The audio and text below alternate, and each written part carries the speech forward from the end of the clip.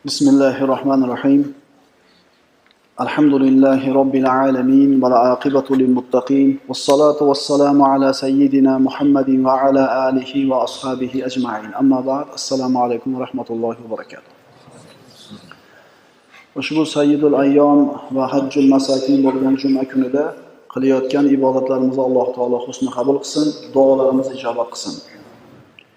Va o'zining uylaridan bo'lgan mana shu uydan qaytishimizda gunohlarimizni mag'firat qilgan bo'lsin. Bismillahirrohmanirrohim. Payg'ambarimiz sollallohu alayhi vasallam aytadilar: "Man yuridillahu bihi khayron yufaqqihhu fid-din." Muttafaqun alayh bo'lgan hadis. Alloh qaysi bir bandaga yaxshilikni iroda qilsa, uni dinda faqih qilib qo'yadi. Ya'ni dinni tushunadigan kishilar qatoriga qo'shib qo'yadi. Fiqh ilmini egasi qilib qo'yadi. Biz tarixini o'qib o'rganayotgan Abu Hanifa rahmatullohi alayh haqiqatan Alloh taolo u kishiga yaxshilikni ravo ko'rgan kishilardan biri. Bu kishi haqida har qancha gapirsak oz. Bu inson ulug' imom, mujtahidlar sultoni, zohir, orif, imom azam Abu Hanifa, Nu'mon Sobit hazratlari. Barcha faqihlar, barcha mujtahid olimlar bu kishining ismini hurmat bilan tilga olishgan. Shofiy mazhabining asoschisi Imom Shofiyni Abu Hanifa haqida aytgan ushbu so'zi yetarli baho bo'ladi. U kishi aytadilar: "An-nasu ayalun fil fiqh ala Abi Hanifa." Fiqh ilmida barcha odamlar Abu Hanifaning boqimandalaridir. Ya'ni insonlar fiqhni o'rganmoqchi bo'ladigan bo'lsa, kim fiqhdan bahra olmoqchi bo'ladigan bo'lsa, albatta Abu Hanifadan foydalanadi. Chunki bu kishi fiqh ilmida eng yuksak cho'qqiga ko'tarilgan ulug' insonlardan hisoblanadi. Qolgan 3 mazhab sohiblari ham, 3 mazhab egalari ham bu kishini o'zlariga ustoz deb biladi.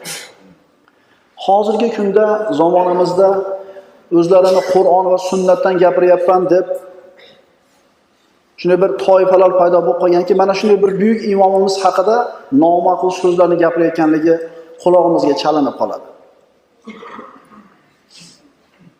Ya'ni bu odamlar haqida gapirishlikdan avval bu odamlarni qilgan mehnati, bosib o'tgan yo'li, o'qib o'rgangan ilmini agar 100 dan birini qila olganida shular gapirishlikka og'iz juftlashsa to'g'ri bo'ladi. Nima deydi? O'tirib olgan odam, yurib ketayotgan odam qoqilsa, oyog'i chang bo'lsa, kiyimi qandaydir g'ijim bo'lsa, o'tirib olib baho bersa, aytilinadi: "Sen o'zing turib yurib ko'r, o'rningdan turib ko'r, sen turmasdan turib qanday yurgan odam haqida sen muhokama qilasan?" deyilganidek, mana shu buyuk imomimiz haqida noma'qul so'zni aytayotgan odamlar ham paydo bo'lib qoldi zamonimizda. U kishining hayotini o'qib o'rganishlik bilan inshaalloh ana shu kishilarga ham bir javob chiqsa yoki siz bilan bizda ham bir qandaydir savollar bo'lsa, shularni bir javobini o'rgansak, foydadan xoli bo'lmaydi. U zotning ismi Nu'mon ibn Sobit ibn al-Marzuban. Kunyalari Abu Hanifa, laqablari Imom Azam, ya'ni eng ulug' imom. U zotning bobolari Marzuban Umar ibn Xattob roziyallohu anhu xalifa bo'lib turgan davrlarda islomga kirib, Kufaga ko'chib keladi. Abu Hanifa rahmatullohi alayh Hijratning 80-yili xalifa Abdulmalik ibn Marvon davrida Kufa shahrida dunyoga keladi. U kishining sifatlari: Imom Azam Abu Hanifa chiroyli yuzli, o'rta bo'yli, kelishgan qomatli, katta boshli, peshonalari keng, bug'doy rang, ochiq chehrali, muloyim bir zot edilar. U zot nutqi go'zal, o'tkir zehnli, saxovatli, qo'li ochiq, uzoq fikrli, ko'p sukutli, zohid va obid inson edilar. U zot yer yuzida mana mashhur bo'lgan 4 mazhabning birini sohibi. Imom Azam mazhabi yoki Hanafiya mazhabi deyiladi. U kishi o'zini tirikchiligi, kundalik turmushi tijorat bilan bo'lgan. U kishi savdogarlik bilan shug'ullangan. Odamlar urf-odatlaridan, odamlarning muomalalaridan, oldi-sotdilarida ko'p tajribaga ega bo'lgan edi. Abu Hanifaning ustozlari ko'p bo'lgan. Ulardan bittasini aytib o'tamiz, inshaalloh kifoya qiladi. Ustozi Hammod ibn Abi Sulaymon. Ustozini 18 yil xizmatida turib ilm o'rgandi. To ustozi vafot etgunga qadar u kishidan ta'lim oldi, ilm o'rgandi. Hattoki ustozi Hammod ibn Abi Sulaymon aytadi: "Ey Abu Hanifa," deydi, "meni quritib yubordingiz-ku," deydi. Ya'ni mendagi aksariyat ilmni oldingiz degan so'zga berdi bir ishora. Abu Hanifaning shogirdlari ko'p edi. Ulardan ko'zga ko'ringan ayrimlarni aytamiz. Abu Yusuf Qoziyul Quzot darajasiga ko'tarilgan kishi. Muhammad ibn Hasan ash-Shayboni, Zufar ibn Husayn, Hasad ibn Ziyod, Abdulloh ibn Muborak al-Marwazi. Bu kishilar Imom Azam rahmatullohi alayhining ishini davom ettirishdi. U kishining mazhabini o'qib, o'rganib, yozib, to'ldirib, mazhabini insonlarga saqlab yetkazib berishdi. Odatda inson bir ish boshlasa, shu boshlagan ishini yetkiza olmay qolishligi mumkin. Imkoniyati bo'lmay qoladi, vaqt bo'lmay qoladi, umri yetmay qoladi. Ammo agar mana shu boshlayotgan ishida xolis boshlagan bo'lsa, sidq dildan, ixlos bilan boshlagan bo'lsa, Alloh taolo shu kishining ishini nihoyasiga yetkazadi. Mana Imom Azamning shogirdlari u kishining ishlarini nihoyasiga yetkazdi, davom ettirdi. Din ilmi, diniy bilimlar juda bir keng narsa. Bir inson hamma sohada, hamma jabhada bir komil bo'lib, bir yutuqqa yetishligi qiyin. Bir tomonini o'rgansa, ikkinchi tomoni albatta chola qolib ketadi, tabiiy bu. Bir inson fiqhdan, bir inson tafsirdan peshqadam bo'lsa, hadis bilan aqidada yetkiza olmaydi. Bu insondagi tabiiy holat. Kamdan kam odamlargina bu diniy bilimlarni to'laligicha o'zlashtiradi, bu narsani o'ziga singdiradi. Imom Azam rahmatullohi alayh mana shunday bir nodir insonlardan. Shuning uchun ulamolarni qarasangiz, biri tafsirda peshqadam, biri aqidada peshqadam, biri siyratda peshqadam, biri yana bir boshqa bir arab tilida yoki lug'atda peshqadam. Bular biri ikkinchisini to'ldirib komil bo'ladi. Shuning uchun aytilinadi: "An-nabiy alayhisolatu vassalam ma'sumun bi mufradihi, baynama ummatuhu ma'sumatun bi majmu'iha." Payg'ambar sallallohu alayhi vasallam yolg'iz o'zi boshqalarning yordamisiz ma'sum. Ammo ummati hammalari bir-birlarini yo'lab, bir-birlariga bir ko'mak bo'lib, keyin ma'sum bo'ladi. Rasululloh bu ilmlarning hammasi bir vaqtda jam bo'lgan. Alloh saqlagan payg'ambarimizni. Lekin bu ummat ulamolari bir ikkinchisini yo'lar ekan, bir ikkinchisi kamchiligini to'ldiradi. Imom Azam rahmatullohi alayhining zamondoshlaridan bo'lgan kishi shunday deydi: "Ra'aytu a'badan nas va ra'aytu awra'an nas va ra'aytu a'laman nas va ra'aytu afqahan nas." Odamlarning eng ibodatlisini ko'rdim. Odamlarning eng xudojo'yini ko'rdim. Odamlarning eng bilimlisini ko'rdim. Odamlarning eng faqihini ko'rdim. Bu kishi gapiryapti. Bu qaysi davr haqida ketyapti so'z? Tobiinlar davri haqida. Mana shu hadisni bir necha marta takrorlaymiz, eslab qolasizlar. Payg'ambarimiz sollallohu alayhi vasallam aytganlar: "Xoyrul quruni qarni." Asrlarning, ya'ni inson bolalari yashaydigan asrlarning eng afzali meni asrim deganlar. Summalladina yalunahum. So'ngra ana shu asrdan keyingi keladiganlar. Summalladina yalunahum. So'ngra undan keyin keladiganlar 3 asrni eng yaxshi asr ekanligiga Rasululloh sollallohu alayhi vasallam guvohlik bergan. Birinchi asr payg'ambarimiz sollallohu alayhi vasallam va sahobalar yashagan asr. Eng yaxshi asr. Undan keyingi yaxshi asr tobiinlarning yashagan asr. Undan keyingisi taba tobiinlarning asr. Biz mana shu ikkinchi asr, ikkinchi muborak asr haqida suhbat qilyapmiz. Odamlarning eng ibodatlisi Abdul Aziz ibn Rawad deydi. Eng xudojo'yi Fuzayl ibn Iyos. Eng bilimdoni Sufyon as-Savri, eng faqihi Abu Hanifa deydi. Shu o'rinda ilm talabida yurgan aka-ukalarimizga, birodarlarimizga aytiladigan bir so'z borki, diniy bilimni keng dedik. Hammasini teng o'rganishlik, oxiriga yetkazishlik bu mahol ish. Ammo ana shu ilm talabida yurgan ukalarimiz, birodarlarimiz o'zi uchun ma'lum bir sohani tanlasinda, shunda peshqadam bo'lishlikka ko'proq haris bo'lsin. Albatta boshqalarni ham o'rganamiz. Masalan, bir inson aqida ilmiga kirishadigan bo'lsa, hadisni ham, tafsirni ham, fiqhni ham bilish kerak. Ammo ko'proq diqqat e'tibori mana shu aqidaga bo'lsin. Tanlagan sohasiga bo'lsin.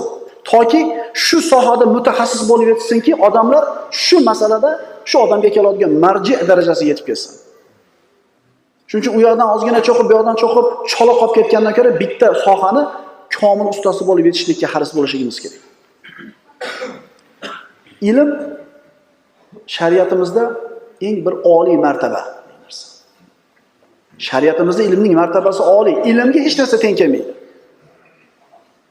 Ilm sohasida kim biror bir yutuqqa natijaga yetishgan bo'lsa, bilingki, kimgadir shogird bo'lgan, kimnidir tajribasidan foydalangan. Ya'ni o'zidan burungi olimlarning tajribasidan foydalangan. Hozirgi kunda mazhab kerak emas, hadisni o'zi bizga kifoya qiladi deyotgan odamlar 1000 yildan ortiq minglagan mujtahid olimlarning ijtihodini qilgan mehnatlarini bekorga chiqarib qo'yayotgan odamga o'xshaydi. Faraz qiling, samolyot yasamoqchi bo'lsak, nima qilamiz? Nimadan boshlaymiz? Hozirgi kunga samolyotsozlik sohasi qayerga yetib kelgan bo'lsa, o'sha yerdan davom etkazamiz. Zavod quramiz, ana shu texnologiyalarni olib kelamiz, stanogini qo'yamiz, tayyor yetkazib qo'yishgan joydan davom etkazib ketamiz. Yo boshidan boshlaymizmi uchishlikka harakatda. Yelkamizga shu qayishdanmi, qog'ozdanmi qanotni baylab turib, avval bo'lgan uchishga harakatlar. Birimiz tog'dan tashlaymiz, birimiz tomdan tashlaymiz, bo'ynimiz uziladi. Aytingchi, samolyot yasamoqchi bo'lgan odam yana boshidan boshlaganidan ko'ra shu davrgacha yetkazib qo'yishgan joydan davom etkazib ketgani ma'qul emasmi?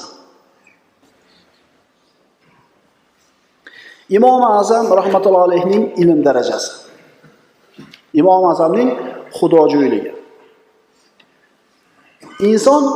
Inson taqvodor bo'lmasa, xudojo'y bo'lmasa, Alloh unga diniy bilimlarni bermaydi. O'zini tanitadigan ilmni Allohdan qo'rqqan kishilarga beradi.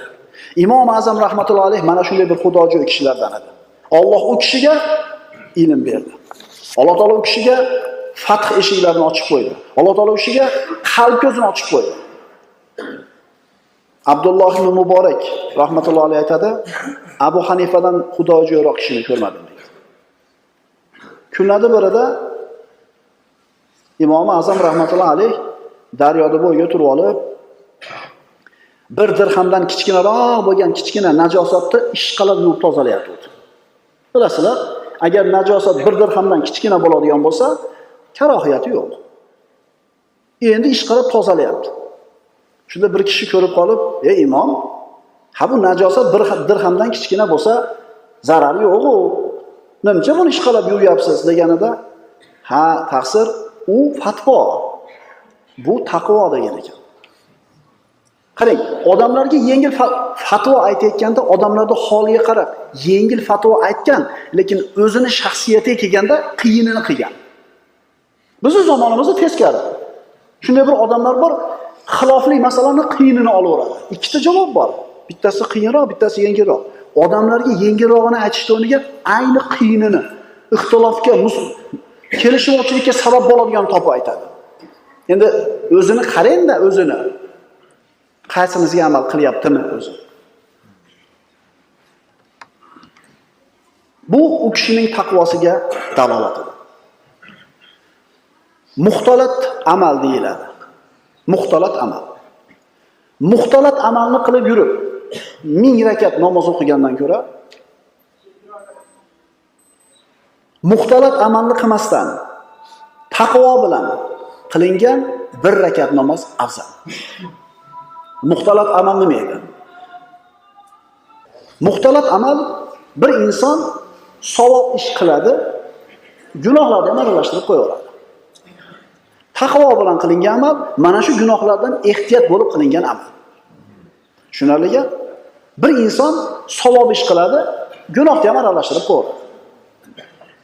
Ha, mana shu gunohda aralashtirsa ham savob ish qilyapti. Albatta bunga ajr bor, lekin bu muxtalat. Gunoh bilan savob aralashtirib qilingan ish insonni Allohga yetkazishi, Alloh taoloning rahmati yetkazishligi qiyinroq bo'ladi. Buni misoli yangi mashina bilan eski mashinaga o'xshaydi. Bozorga chiqdingiz, narxini arzoniga qiziqdingiz, sifati past bo'lsa ham, eski bo'lsa ham, judroq bo'lsa ham oldingiz mashinani. Bu ham mashina. Shahardagi bordi keldi mayda-chuyda ishingizga yaraveradi, ammo uzoqroq masofaga minib borgani jur'at qilmaysiz. Agar qimmatrog'ini qiynalib yurib topgan pulingiz bilan qimmatrog'ini, yangirog'ini olsangiz, har qancha uzoq masofaga ketaverasiz. Amallar ham xuddi shunaqa. Biz ham jonimiz qiynalmaydigan, yengil amalni qilib turib, jonimizga yoqmaydigan, nafsimizga yoqmaydiganlarni qilmasdan gunohlarga aralashtiradigan bo'lsak, ha albatta bu qilgan ibodatimizga ham ajr bor, lekin bu amalimiz bizni Alloh taologa yaqin qilmaydi. Imom Azam mana shunday gunohlardan, hatto maydalardan ham ehtiyot bo'ladigan kishilardan edi. Abu Hanifaning ilmi. Maki ibn Ibrohim aytadi: "Kana a'lamu ahli zamanihi."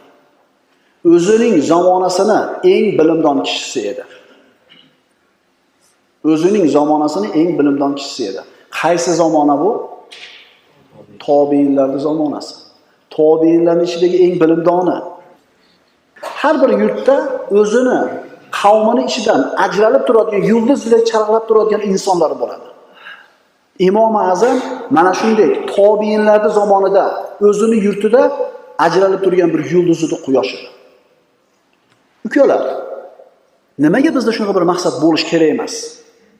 Nimaga biz ham o'zimizning mahallamizda, shaharimizda, yurtimizda mana shu ilmimiz bilan, taqvoyimiz bilan, amalimiz bilan shunday ajralib turmasligimiz kerak? Nimaga shunday bir oliy maqsadni oldimizga qo'ymaymiz? Savol beraylik o'zimizga. Nima imkoniyatimiz yo'qmi? Bor imkoniyatimiz. Xohlashimiz kerak, Allohdan so'rashimiz kerak va qattiq harakat qilishimiz kerak. Yoshlar, bu yoshlik ilm o'rganadigan, hunar o'rganadigan davr. O'yin kulgunicha 40 ga kelganda eplasa bo'ladi. 40 ga kelganda yugursa ham bo'ladi, boshqa o'yin kulguni qilsa ham bo'ladi, lekin kalla yoshligidaqa bo'lmaydi. Ukalar, men falonchini o'g'liman deb otangizni atini aytib faxrlanishni o'rniga shunday yashang, shunday bir mehnat qilingki, otangiz sizni atingizni aytib turib faxrlanadigan bo'lsin. Men falonchini otasiman deb turib, otangiz sizni nomingiz bilan faxrlanadigan bo'lsin. Nimaga otangizga shunday sharafni berishni xohlamaysiz? Yo'l oson. Allohdan so'rash kerak, qattiq xohlash kerak, sababini qilish kerak. Soya bo'lib qolmaylik. Biz o'zimiz bir daraxt bo'laylikki, bizni soyamizdan odamlar bahra olsin.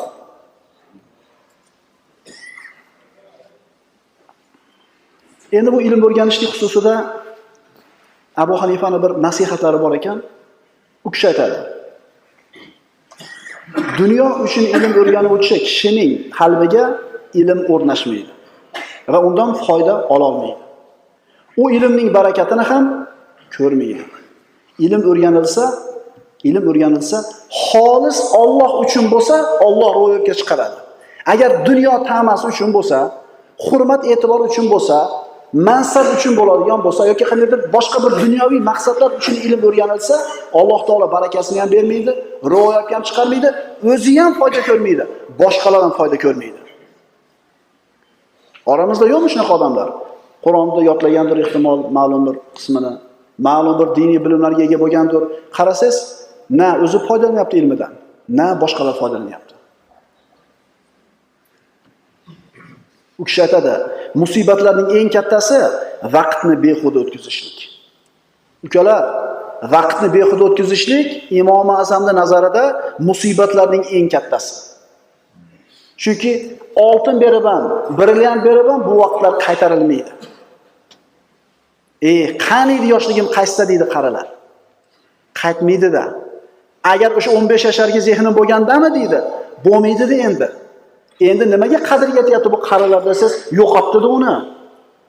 Siz bilan bizda yoshlarda mana shu imkoniyat bor, qadriga yetaylik. Muhim nuqta ilm xususida Hammamiz ojizmiz. Hammamiz nochormiz. Hammamiz zaifmiz.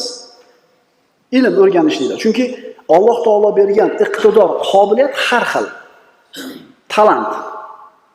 Birimizning zehnimiz zo'rroq, bizimizniki pastroq, bitamiz zo'rmi? Muhimi bo'lmas ekan lekin. Muhim bo'lmasa, muhim nima ekan? Muhimi sidqidildan Allohdan so'rasak, Alloh berar ekan. Sidqidildan xohlab so'rab, shu ilmga olib boradigan sabablarda sabr qilib qilsak, Alloh ilm berar ekan bizga. Imom Abu Yusuf mana Abu Hanifaning eng ulug' shogirdlaridan. Zehni juda ham zo'r bo'lmagan ekan. Oilasi ham nochor bo'lgan ekan. Lekin sidqidildan so'rab, mehnatni qilgan ekan, Alloh u kishini qozi, huzur darajasiga yetkazibdi. Bir odam meni zehnim pastda bahona qilmasin. Bitta odam meni imkoniyatim yo'q ishga deb bahona qilmasin. Yuraydan so'rasin, sabab qilsin, mehnat qilsin, Alloh taolo beradi. Ko'rmaysizmi? Kasal odam kasal bo'lganda kechasi bilan yig'laydi. Sababini qilib doktorga boradi, shifo beradi Alloh. Qarzdor odam uxlamasdan kechasi bilan Allohga yig'lab, Parvardigor qarzimdan najot ber deydi, domlalardan maxsus duolar so'rab o'qiydi, yuguradi, yeladi, qarzidan qutuladi. Nimaga qutuldi? Nimaga shifo topdi? O'zi xohladi, so'radi va nima qildi? Harakat qildi. Demak, ilm o'rganishlikda hech kimi imkoniyati cheklangan emas. Bu faqat insonning o'zini yalqovligi va tamballigi.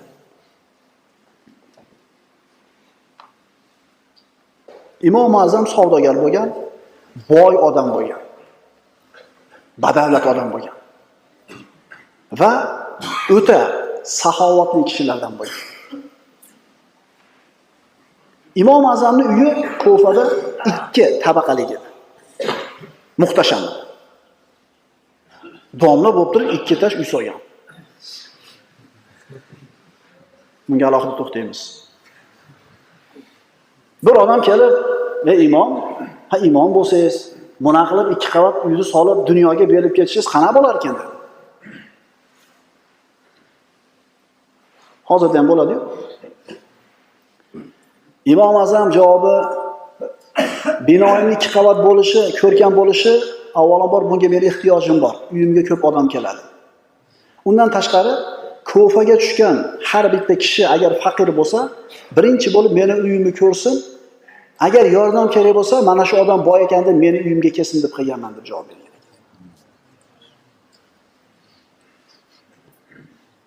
Mahallada bitta uy bo'lib tursin deb qurmagan ekan. Bir yilda 2 martadan kapitalni remont qilmagan ekan. Bizni ayrim akalarimizni binoni baland solgan bo'lsa, dunyosini kattaligi bilan nima uchun sarflayotganligi, nima maqsadda qilayotganligini o'zlari biladi. Lekin Imom Azam boy bo'lgan ekan, uyni 2 ta solishida maqsadi shu bo'lgan ekan. Imom Azam rahmatullohi alayh majlislarining birida, ilm majlislarining birida bir odamni qarasa, kiyimlari juldirvoqa bo'lib ketgan. Eski yudab ketgan kiyimlar. Shuni kuzatibdi-da, ertasi kungi majlis tugagandan keyin haligi eski kiyimli kishini siz taqsir qoling debdi. Hamma chiqib ketganda haligi juldirvoqa kiyimli odam qoldi. Imom Azam bilan. Ikkalasi yolg'iz qolgandan keyin "Ona janomazni ko'taring" dedi. Haligi odam janomazni ko'tarsa, tagida 1000 dirham pul qo'yib qo'yibdi. Ana shu pulni olib, usti-boshini to'lab oling dedi. Berishni yo'lini qarang. Hammaga ko'rsatib, ko'z-ko'z qilib, hammani oldida men emas. Haligi odam pulni ko'rib, xijolat tortib, "Taqsir, bunga meni ehtiyojim yo'q. Men badavlat odamman" deydi. Shunda Imom Azam, siz axir payg'ambarimizni hadisini eshitmaganmisiz? Innalloha yuhibbu an yara athara ni'matihi ala abdihi. Bu Alloh bir bandaga bergan ne'matining asarini bandasida ko'rishni xohlaydi, yaxshi ko'radi degan hadisni eshitmaganmisiz dedi. Qo'lingizda davlatingiz bo'lib turib, juldirvoqali kelib yurishligingiz ma'qul emas, Allohga xush kelmaydi. Ustingizni chiroyli qilib oling degan ekan. Diqqat qilinglar. Alloh bir bandaga davlat bergan bo'lsa, shu davlatini, shu ne'matini bandasida asarini, izini ko'rishni xohlar ekan. Bu degani ahli davlat bo'lgan odam, boy badavlat bo'lgan odam farzlarni bajarayotgan bo'lsa, haromdan tiyilayotgan bo'lsa, zakot sadaqani berayotgan bo'lsa, chiroyli kiyinishlikka haqqi bor degani. Bordaqa kiysin degani.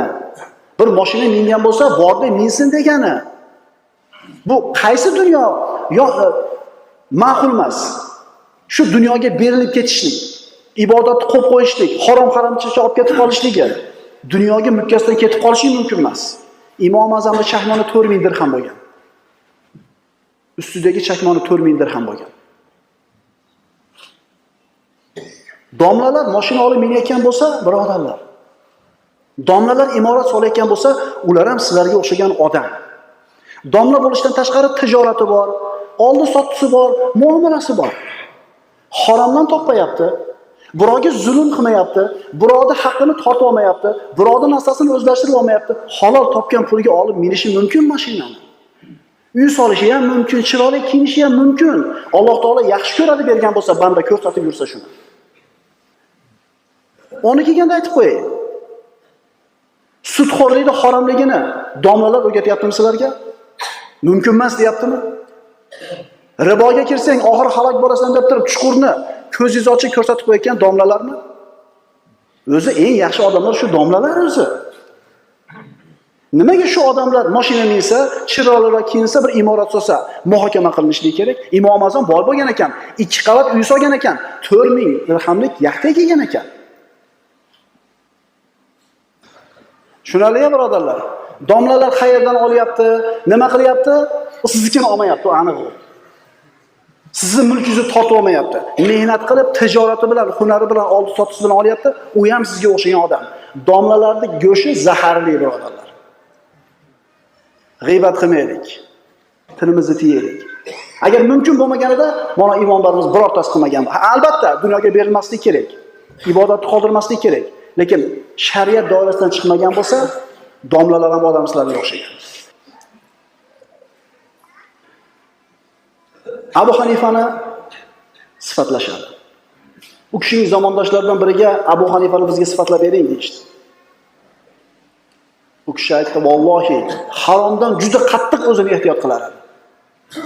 Hafs ibn Abdurrahmon Abu Hanifaga tijoratda sherik edi. Abu Hanifa unga molni beradi katta miqdorda, u olib borib Iroq shaharlarida aylanib yurib sotib kelardi. Bir kuni Imom Azam Hafs ibn Abdurrahmonga katta miqdordagi tijorat molini berdi-da, berib turib, "Mana bu kiyimni, mana bunday aybi bor. Sotayotganingni shuni olayotgan odamga bildirib qo'yib sot" dedi. Hafs ketdi. Katta tijorat, oldi sotdining ichida haligi kiyimni yoki boyagi molni aybini aytish esdan chiqib sotib oldi. Keyin esiga keldi. Haligi sotib olgan odamni istadi, topolmadi. Noiloj qaytib keldi. Qaytib kelib imomga bo'lgan ishni aytdi. Imom Azam rahmatullohi alayh taqvodor kishi edi. Shubhadan, haromdan o'zini ehtiyot qilar edi. Bu ishdan norozi bo'ldi-da, ana shu molni, pulini ham, foydasini ham Alloh yo'lida sadaqa qildi. Mana shunday imom haqida odamlar bo'lmag'ur gaplarni gapirayotgani bizning zamonamizda quloqqa chalinib qoladi. Keyingi nuqtamiz iymoningning hajmi dinga bo'lgan, musulmonlarga bo'lgan g'ayratingga bog'liq. Iymoningning hajmi islom va musulmonlarga bo'lgan g'ayurligingning hajmiga bog'liq. Ko'rib qolamiz, ayollar behayo ko'rinishda ko'chada yursa, kimdir ko'radi, ichidan g'ayurligi keladi. Musulmon bunda yurish kerak emas deydi, norozi bo'ladi. Aroq ichishlik, boshqa gunohlar bilan musulmonlar shug'ullanib yurganini ko'rgan paytda shundan norozi bo'lib, ichidan g'ayurligi keladi kimdir. Nohaq Allohga noma'qul bo'lgan ishlar sodir bo'layotganda odamning g'ayurligi keladi. Bu odamning iymoni borligidan. Endi shunday insonlar ham borki, ularga baridir. Ularga baridir. Bu harom desang ham qilaveradi. Harom ish bo'layotgan bo'lsa, hech narsa bo'lmayotgandek o'tib ketaveradi. G'ayurligi kelmaydi. Bu odamda iymoni bormikin degisi keladi. Kufa ahlidan bo'lgan bir kishi hurmatli kishilardan bo'ladi, badavlat kishilardan, gap o'tadigan kishilardan. Usmon ibn Affon roziyallohu anhu haqida noma'qul so'zlarni gapirib yurgan bo'ladi. Aytadiki, Usmon ibn Affon bilasizlar, xulofoi roshidlarning 3-chisi. Tirikligida Rasulullohning tilidan jannatiy ekanligini eshitgan ulug' kishi.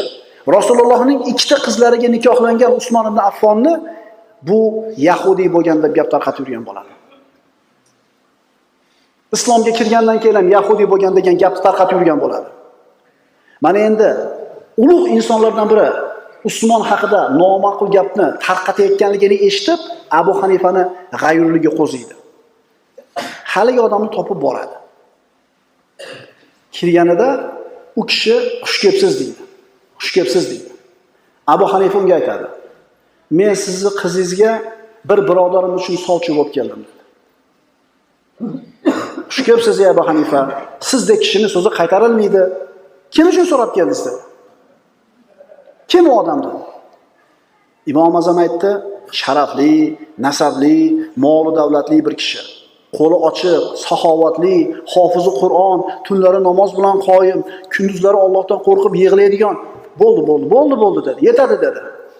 Ey imom, yetadi dedi. Siz aytgan sifatlarda ayrimlarini o'zi kifoya qiladi. Bunday sifatlarga ega bo'lsa, bu odam xalifani qiziga loyiq ekan dedi. Bu sifatlarda o'zida jamlagan odam xalifani qiziga uylanishiga loyiq ekan dedi. Abu Hanifa, ammo bitta xislati bor aytib qo'yishim kerak dedi. Qanday xislat? U kishi yahudiy dedi. Boyagi kishi cho'chib ketdi. Ey imom, nima deyapsiz dedi. Qizimni yahudiga berishimni xohlaysizmi dedi. Ey Allohga qasam, agar yer yuzidagi hamma odamlarning yaxshi sifatlarini o'zida jamlagan bo'lsa ham, u yahudiga qizimni bermayman dedi. Deganida Imom Azam: "Ey Allohning quli, sen qizingni yahudiga berishingni xohlamaysan-u? Muhammad Mustafa sallallohu alayhi vasallam bir emas ikki qizini yahudiga bergan deb o'ylaysanmi?" Hali kishi tavba qildi, bu so'zidan qaytdi. Ko'ring, bir musulmonni nohaq ayblayotganda, nohaq unga tuhmat qilayotganda Imom Azamning g'ayurligi kelyapti-da, haligi odamni isloh qilib tuzatib qo'yapti. Bizni oldimizda ham kimdir haqida bir unaqa aybga ega bo'lmagan odam haqida tuhmat, ayb, g'iybat qilinayotganda bir marta og'zimizni juftlab, to'xtang. Siz o'zingiz ko'rdingizmi? Qo'lingiz bilan ushlab ko'rdingizmi? Yo eshitdingizmi o'zidan? Yo eshitgan gapingizni ko'tarib yuribsizmi? Deganmizmi bir marta? Mana shu siz bilan bizning iymonimizni hajmini bildiradi. Islom va musulmonlar haqida g'ayurligimiz bo'lmasa, bir o'zimizni bir mulohaza qilib tekshirib qo'yaylik.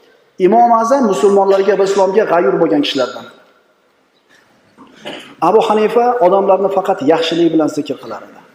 Hatto dushmanini ham g'iybat qilmas edi. Agar so'ralmasa, gapirmas edi. Shunday odamlar bor.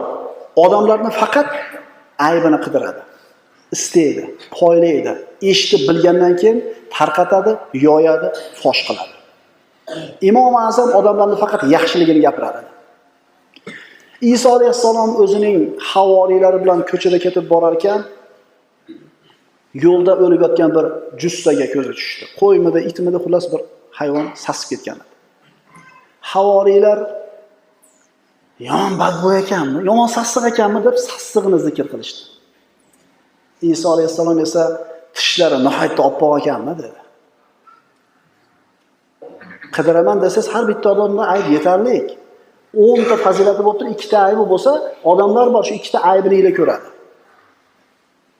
Imom Azam rahmatullohi alayh o'zini zamonasini ulug' insonlardan biri. Va inshaalloh qiyomatgacha bu ummati Muhammadga foydasi katta bo'lgan kishilardan. Abu Hanifa birovni g'iybat qilmaydi. Ibn Muborak rahmatullohi alayh aytadilar, Abu Hanifa g'iybatdan uzoq inson edi. Hattoki dushmanini ham g'iybat qilmas edi. Hammamizga ma'lum, g'iybat bu og'ir gunohlardan. Inson g'iybat qilishligi bilan o'zini musulmon birodarini go'shtini yegan bilan barobar bo'ladi. Musulmon g'iybat qilishligi bilan o'zining savoblarini g'iybat qilinayotgan kishiga o'tib ketishiga sabab nishti qilgan bo'ladi. Imom Azam hatto dushmanini ham agar biroz so'ramasa, g'iybat qilmas edi. Bir odam ikkinchi odam bilan bir qudandachilik qilmoqchi bo'lsa, o'g'li yoki qizi haqida ma'lumot so'rab kelsa, shu so'rab kelgan odamni o'zigagina agar biror aybi bo'ladigan bo'lsa bildirishlik mumkin. Yoki biror bir zolimni zulmidan qutqarib qolishlik uchun uni zolimligini aytish g'iybat bo'lmaydi. Biror inson birov bilan bir sherik tijorat qilmoqchi bo'lsa, xiyonatkor bo'lsa yoki qandaydir boshqa bir aybi bo'ladigan bo'lsa, shu narsani so'rab kelgan odamni o'zigagina aytishlik mumkin. Endi buni fosh qilishlik, odamlar o'rtasida yoyib yurishlik bu man qilingan g'iybat. Imom Azam hatto dushmanini ham agar kelib biroz so'ramasa, g'iybat qilmas edi. Sufyon as-Savriy rahmatullohi alayhi aytadilar, Abu Hanifa o'zining hasanotlarini boshqalarga o'tkazib yuradigan amallarni qilishdan uzoq edi deydi. Mana shu g'iybat haqida hadislarni o'qimizda yo beparvoligimizdan yo iymonimiz zaifligidan e'tibor bermaymizki, shu aytilayotgan hadis siz bilan bizni ustimizga 100% tushib qoladi. Lekin parvo qilmaymiz. Shuning uchun salaflardan biri aytadi, salaf solihinlardan biri aytadi, agar men g'iybat qilmoqchi bo'lsam, ota-enamni g'iybat qilgan bo'lardim deydi. Modomiki g'iybat qilingan odamga g'iybat qiluvchini savobi o'tib ketar ekanmi, savobim ota-enamga o'tishligi to'g'riroq bo'ladi. G'iybat qilish kerak bo'lsa, ota-onamni g'iybat qilgan bo'lardim deydi. Mana hammamizga ma'lum hadis, mashhur hadis. Payg'ambarimiz sollallohu alayhi vasallam aytdilar: "Atadruna manil muflis?" Muflis kim ekanligini bilasizlarmi? Sahobalar aytishdi, dinori, dirhami, dunyo bir chaqasi bo'lmagan odam bizda muflis deyiladi dedi. Payg'ambarimiz aytdilar, meni ummatimdan bo'lgan muflis qiyomat kunida namozi bilan keladi, ro'zasi bilan keladi, savob amallari ko'p keladi.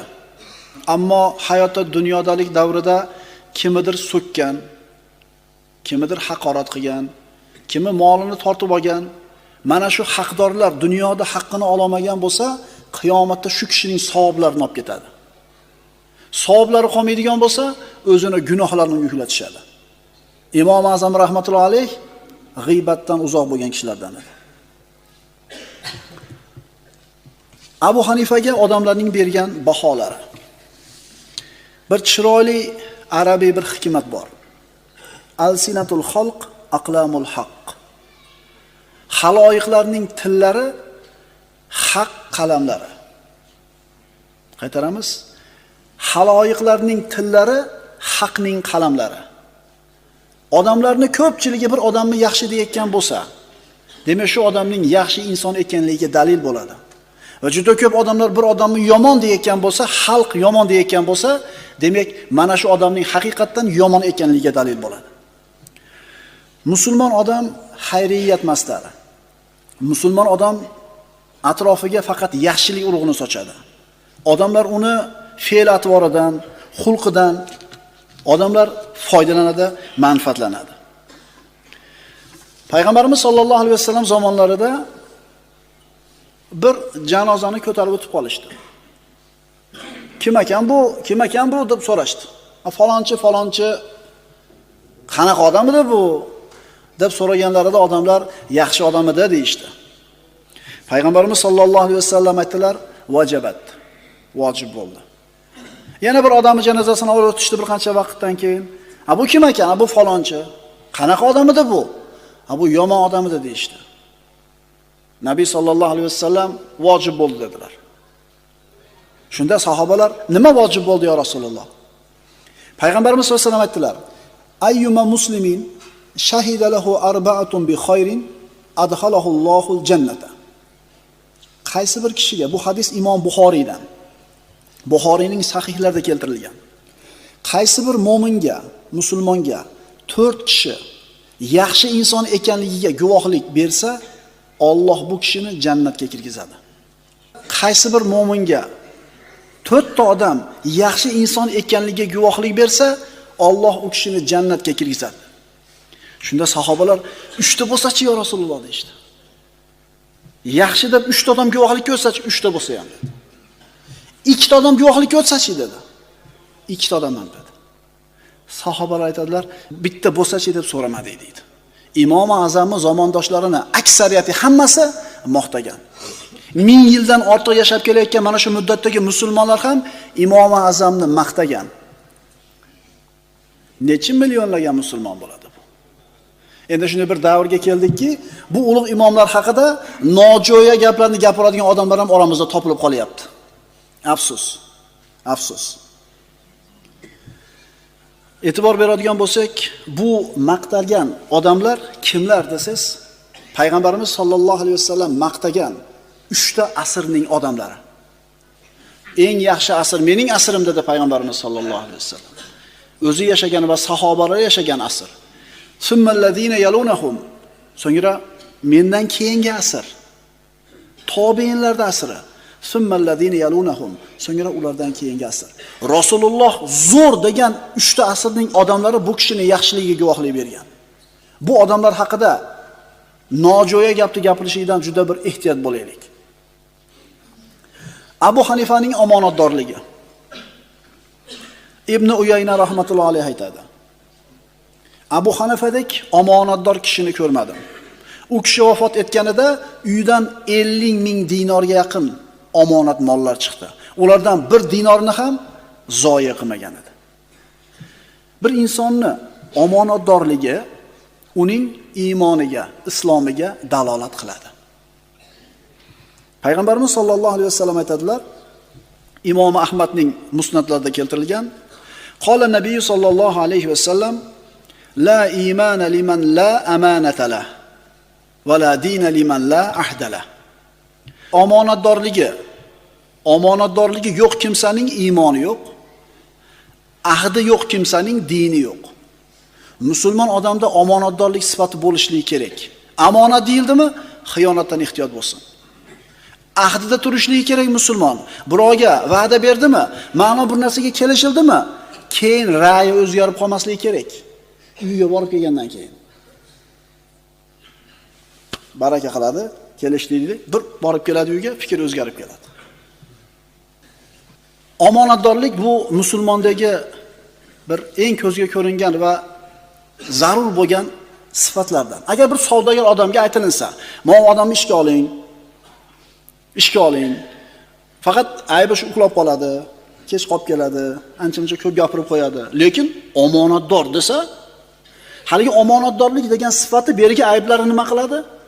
Yopib tashlaydi. Endi aksincha, "Mana odamni oling" deydi. Hisob-kitobga zo'r, kuchli, vaqtida keladi. Faqat bitta aybi bor. Omonatdor emas desa, mana shu omonatdor emas degan sifati narigi sifatlarni yuvib ketadi. Imom Azam rahmatullohi alayh omonatdor kishi edi. Kunlarning birida Abu Hanifa rahmatullohi alayhning birodarlaridan bittasi menga falon sifatdagi bir to'n yoki chakmon olib bering deydi. Kutib turing, bo'lganda aytaman deydi. Bir qancha vaqt o'tdi. Ana shu kishi talab qilgan kiyim keldi. Birodarini chaqirdi, "Mana bu sizning talabingiz" dedi. Ko'rdi, sifati yoqdi, kiyib ko'rdi, ma'qul bo'ldi. Narxi qancha dedi. 1 dirham dedi. Juda ham oz pulda aytdi. 1 dirham. Bundan bir qancha bar qimmat edi bu. Bir necha barobar. Imom dedi, "Hazlashyapsizmi?" dedi. "Yo'q, hazlashmayapman" dedi. "Masxara qilyapsizmi?" "Yo'q" dedi. "Masxara ham qilmayapman" dedi. "Nimaga 1 dirham deyapsiz?" dedi. 20 dinordan kam bo'lmaydi bunaqa kiyim. "Kecha 2 ta to'n oldim" dedi. 2 ta to'n oldim, narxi 20 dinori 1 dirhamga oldim dedi. Bittasini sotdim 20 dinorga. Bu to'n menga 1 dirhamga qoldi. 1 dirhamga oling dedi. Ana birodarchilik. Agar omonatdorlik bo'lmasa, qo'l ochiqlik bo'lmasa, saxovat bo'lmasa, shu ishni qiladimi? 20 dinorlik to'nni 1 dirhamga beryapti. Abu Hanifa rahmatullohi alayh halim insonlardan bo'lgan. Abdulloh ibn Muborak aytadi: Abu Hanifadek halim kishini ko'rmadim. Hammamizga ma'lum. Zamonimizda mana shu halimlik ko'tarilib ketyapti.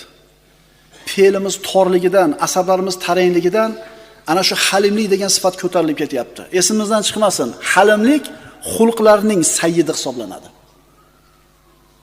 Payg'ambar sollallohu alayhi vasallam aytadilar sahobalardan biriga, Alloh taolo sizda bir sifatni yaxshi ko'radi deydi. Al-hilmu val anat. Shoshqaloq bo'lmaslik va halimlik deydi. Mana shu Alloh yaxshi ko'rgan sifatlardan bittasi halimlik. Imom Azam mana shunday kishilardan bo'lgan.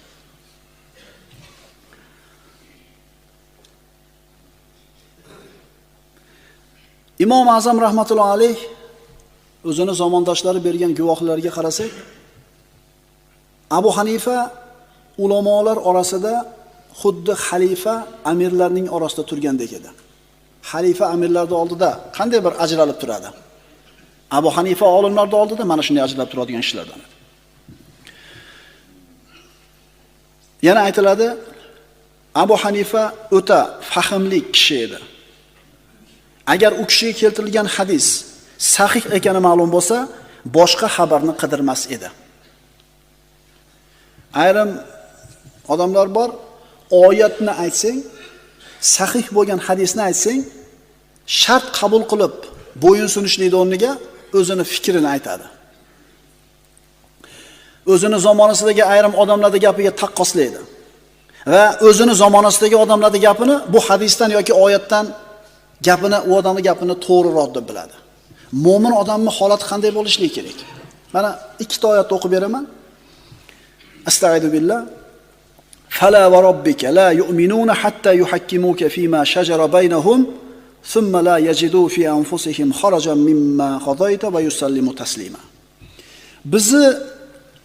Siz bilan bizni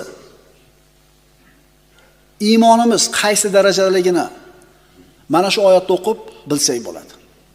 Yo'q. Parvardigoringizga qasamki, to ular o'z o'rtalarida chiqqan kelishmovchiliklarda sizni hakam qilmagunlaricha va keyin siz chiqargan hukmdan dillarida hech qanday tanglik topmay, to'la taslim bo'lmagunlaricha, bo'yin sunmagunlaricha hargiz mu'min bo'la olmaslar. Ikkita musulmonning o'rtasida muammo chiqdi. Hakam kim? Qozi kim? Kim oldiga boramiz hal qilgani bu muammoni? Alloh va Rasulining so'zini oldiga. Xo'p, bordik. Alloh va Rasuli hukmni chiqardi. Endi bizning ishimiz nima bo'ladi?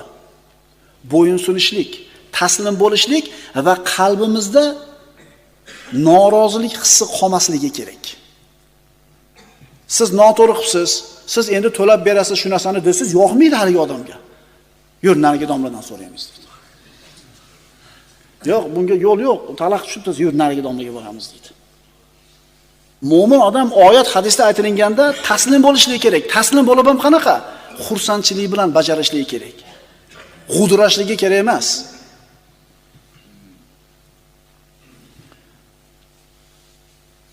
Abu Hanifa rahmatullohi alayh hadis ilmining, hadis tafsirining bilimdoni edi. Mana bilasizlar, Imom Buxoriy rahmatullohi alayh Abu Hanifadan keyingi davrda yashagan. Abu Hanifa rahmatullohi alayh o'zining zamonasidagi hadisning eng bilimdon kishisi bo'lgan. Abu Hanifadek hadis tafsirini biluvchi kishini ko'rmadim deydi. Endi o'tgan darsda ham aytdim, bugun ham qaytaraman buni. Shunday bir odamlar bor. Hadisni o'zidangina shar'iy hukmlarni chiqarib olsak bo'laveradi deydiganlar.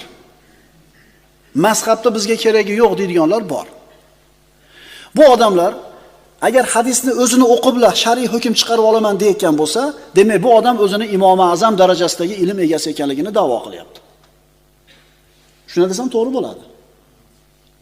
Bizga mazhabni keragi yo'q, biz hadisni o'zimiz o'qib fatvo chiqarib olamiz deyotgan odam, men Imom Azam darajasiga yetdim, menga mazhab bosh kerak emas, men o'zim yo'l topib ketaveraman deyotgan bo'ladi. Rozimisizlar? Shuna bo'ladi da'vosi. Aytinglarchi, yer yuzida mana shu 4 ta imomda birortasiga hozirgi kunda ilmi teng bo'lgan olim bormi? Bizi oramizda Imom Azamning ilmiga teng ilmim bor degan odam bormi? Yo'q. Ketdik. Yarmigacha. Yo'q. 4dan 1 ilmiga teng keladigan odam bormi ilmli ishimizda? Unda nimaga mazhabni yig'ishtirib turib biz hadisda o'zidan fatvo ola olamiz deb ayta olamiz? Samolyot yasashni misolini yana bir qaytarib qo'yamiz. Chunki bu o'tgan juma kelmagan akalarimiz ham bor. Samolyot yashamoqchi bo'lgan odam, uchmoqchi bo'lgan odam nima qiladi? Hozirgi kunda samolyotsozlik qaysi darajaga yetib kelgan bo'lsa, ana shu yetkizgan joyidan boshlab samolyot qilib ketaveradi. Zavod quradi, texnologiyasini olib keladi, stanogini olib keladi, ustasini olib keladi, samolyotni yasab turib uchib ketaveradi chiqib. Endi bu osmonda uchishlik boshlanishi qana bo'lgan? Tarixiy filmlarni ko'rsanglar ko'rasizlar, Ponokaga o'xshagan narsadan samolyot qilib bir qilibdi, samolyot sinib ketayotgan, qanot boylab uchayotgan, qoqilib, so'qilib 100-200 yil deganda mana shu hozirgi davrga yetib keldik samolyotsozlikda. Endi ayting, mana shuncha yillik tajriba to'plangan ilmdan foydalanmasdan chekiga surib qo'yib, men o'zim boshidan boshlayman deb qanot qoqayotgan odam aqlli odam bo'ladimi? 1000 yildan beri bu mazhablar odamlarda boshqarib, hayotidagi mushkulalarni hal qilib, shar'iy fatvolarni, hukmlarni aytib turgan bo'lsa, endi bu narsalar kerak emas, biz hadisda o'zi bilan ketaveramiz deyishlik. 1000 yillik tarixga ega bo'lgan bu mazhabni inkor qilishlik emasmi? 1000 yildan beri yashab kelgan olimlarning qilgan mehnatini ikki pulga chiqarish emasmi? Agar Imom Azamchalik ilmim bor degan odam bo'lsa, qo'lini ko'tarsin. Yarimicha ilmi bor odam qo'lini ko'tarsin. Yo'qmi? Mazhabga o'xshab ketaveraylik.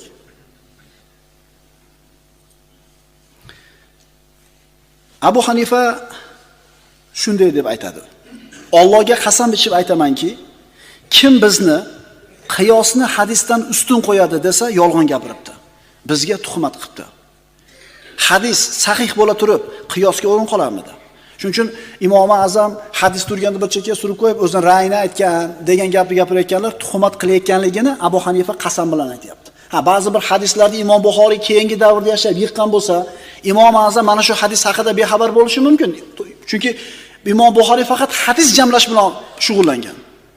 Bo'lishi mumkin ba'zi bir hadislarni Imom Azam eshitmaganligi. Lekin hadis turganda hadisni chekkaga qo'yib qo'yib, o'zini ra'yini bilan hukm chiqargan degan odam Imom Azamga tuhmat qilayotgan bo'ladi. Imom Azam o'ta fahmli, aqlli kishi edi. Bir kuni bir odam keldi, aytdiki, men ayolim gapirmagunicha unga gapirmayman deb qasam ichdim. Men ayolim gapirmagunicha unga gapirmayman deb qasam ichdim. Ayolim ham toki o'zingiz so'zlamagunicha men ham gapirmayman deb qasam ichdi. Endi nima qilamiz dedi.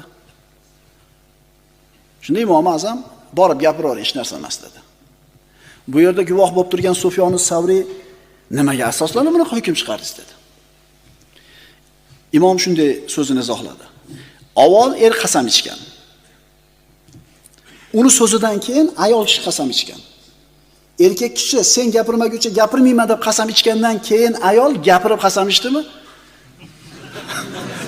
Demak, qasami oqlandi. Unga kafforat to'lashlikda hojati yo'q dedi. Shunday qilib kafforat shart emas dedi. Sufyon as-Savriy hazratlari hali ilmda siz erishgan kashflardan biz g'aflatdamiz dedi. Alloh taolo Imom Azamni juda ko'p bir xayriyatlar bilan aziz qilgan edi. Chunki bu kishining hayot haqida dars boshlaganimizda aytganmiz. Alloh qaysi bir bandaga yaxshilikni ravo ko'rsa, uni dinni tushunadigan, dinda faqih qilib qo'yadi. Shuning uchun akalar, mazhab kerak emas deyotgan odamlarchi, ya'ni o'lanroq gapirsin-da. Endi o'sha domlasiga erchib gapirayotgandir. Domlasidan eshitib olgan gapi bilan bu ulug' imomlarga ta'na yetkazayotgandir. Senchi, birodar, mana shu imomlarga bir ta'na yetkazishdan avval o'zing bitta kitobda o'qib yodlab ko'r. Masalan, Qunut duosini yodlashga qancha qiyinchilik bo'ladi o'zi. Dars berishlikka, dars o'rganishlikka. Shuning uchun avval sen bu ko'chaga kirib ko'r, bir 3-4 qadam yurib ko'r. Yura olarmikansan? 5-6 qadam yurganingdan keyin bilasan bu odamlarning qadrini. Zar qadriga zargar yetar.